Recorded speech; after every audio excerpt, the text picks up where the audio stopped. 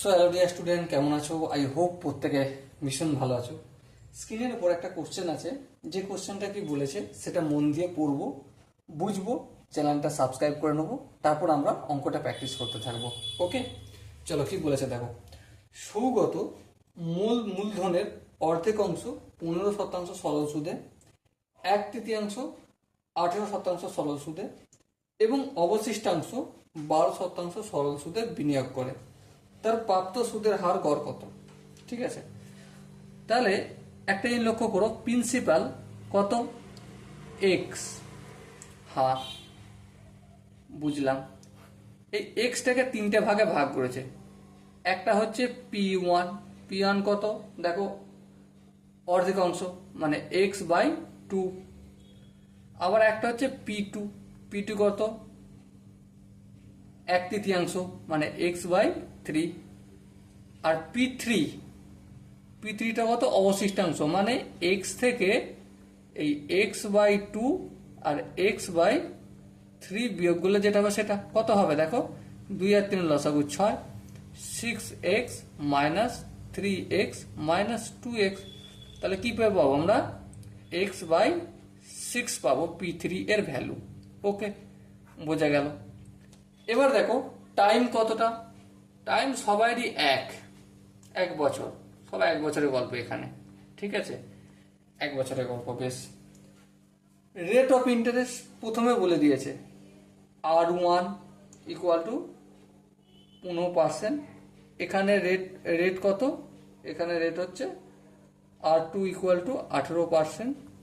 আর এখানে রেট হচ্ছে R3 equal to 12%। এবার বের করতে কি হবে, এই যে R1 রয়েছে, R2 রয়েছে, R3 রয়েছে, এই যে তিনটে অ্যাভারেজ মোট আছে না, 15% একটা ইউজ হচ্ছে, একটা 18% আর একটা 12%। বুঝছেন না? এরকম আমরা 15, 18, 12 দেখবো না, হিসেব করে দেখবো অ্যাভারেজ কত হচ্ছে। মানে আমার আর দরকার, মানে রেট অফ ইন্টারেস্ট এই তিনটেতে মিলিয়ে যতটা সুদ হবে তার উপর বেস করে অ্যাভারেজ এই রেট অফ ইন্টারেস্টটা কত হবে সেটা বলতে চাইছে। আরেকবার বলি শোনো, এখানে যে রেট অফ ইন্টারেস্ট 15%, এখানে রেট অফ ইন্টারেস্ট 18%, আর এখানে 12%। প্রশ্ন বলছে না আমি এই 15, 18, 12 চাই না, আমি তিনটে মিলিয়ে অ্যাভারেজ, ইন্ডিয়ান অ্যাভারেজ, যে এটা তো যত, এটা তো তত, এটা তো তত, এরকম রেট অফ অ্যাভারেজটা বের করতে হবে। তার জন্য কি করতে হবে, ফার্স্ট অফ অল আমাদেরকে আইটা বের করতে হবে, I1টা বের করতে হবে, এখান থেকে I2টা বের করতে হবে, আর এখান থেকে I3টা বের করতে হবে। তাহলে এই তিনটে যদি বের করে নিই, তাহলে দেখো প্রিন্সিপাল তো আমাদের কাছে রয়েছে। হ্যাঁ, টাইম প্রত্যেকেরই 1 বছর। হ্যাঁ, P R rate of interest, time তো রয়েছে, ব্যাস বাকি তো কাজ হয়ে যাবে, তাই না?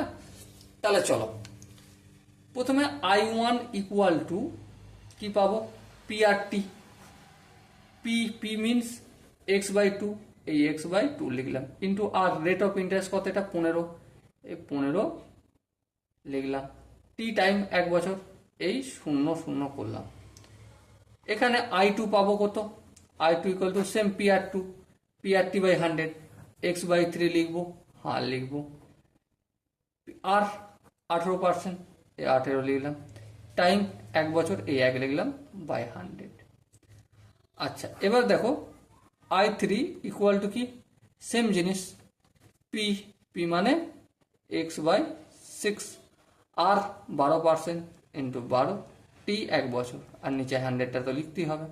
সো এগুলো যদি ক্যালকুলেশন করি কি পাবো, এটা 15x/200 পাবো। এখানে I2টা কত পাবো, একটু কাটাকাটি করলে এটা পাবো 6, 318, হ্যাঁ 6x/100 পাবো। আর এটা একটু কাটাকাটি, 6 1 6, 6 2 12, কি পাবো 2x/100। তাহলে এবার আমাকে বলো টোটাল আই কত, আই মানে ইন্টারেস্ট, টোটাল ইন্টারেস্ট কত, এটা প্লাস এটা প্লাস এটা। হ্যাঁ, তাহলে 15x বাই 200, আরে 200, 6x বাই 100, আর এটা 2x বাই 100। 200 100 100 লস হবে, কত হবে 200, এটা কত হবে 15x, এটা কত হবে 12x, আর এটা কত হবে 4x। এবার যদি যোগ করি কি পাবো, 12 15 আর 4 31x বাই 200। ওকে, তাহলে ইন্টারেস্টটা টোটাল পেলাম এটা। এর সাপেক্ষে প্রিন্সিপাল কত, এক্স, মোট টাকা তো এক্স ছিল তাই না, হ্যাঁ। টাইম কত, 1 বছর, 1 ইয়ার। তাহলে রেট অফ ইন্টারেস্ট কত সেটা আমাকে বের করতে হবে, এখানে অ্যাভারেজ বলতে চেয়েছে তাই না। তো দেখো এখানে I equal to P R T by 100। আর ভ্যালু কত বের করেছি দেখো, 31x বাই 200 লিখবো, 31x বাই 200। 100টা ভাগ আছে, অপোজিট সাইডে গেলে গুণ হবে। পি প্রিন্সিপাল, আর এর সাথে গুণ আছে, অপোজিট সাইডে ভাগ আসবে, কিন্তু পি এর ভ্যালু কত, এক্স লিখলাম। টি, টিটা আনো আর না আনা একই ব্যাপার, কারণ আর ইন্টু 1 মানে আরই হবে। এই এক্স কাটবে, হ্যাঁ। এই শূন্য কালো, এই শূন্য কালো, তাহলে 31 বাই 2, 31 বাই 2 ইকুয়াল টু আর। 31কে 2 দিয়ে ভাগ করলে কত পাবো, 15 পূর্ণ 1/2। ওকে, সো রেট অফ ইন্টারেস্ট কত পেলাম, 15 পূর্ণ 1/2% পেলাম। আই হোপ অঙ্কটার প্রতিটা স্টেপ তোমাদের বোঝা গেছে। এরপরও যদি কোনো জায়গায় কোনো স্টেপে যদি তোমাদের ডাউট মনে হয় যে দাদা এই জায়গাটা তুমি ফটাক করে কি করে দিলে, তার জন্য কমেন্ট বক্সটা খোলাই রয়েছে। ওকে, চলো দেখা হচ্ছে পরের সেশনে, ততক্ষণ পর্যন্ত ভালো থেকো, সুস্থ থাকো এবং জয় হিন্দ।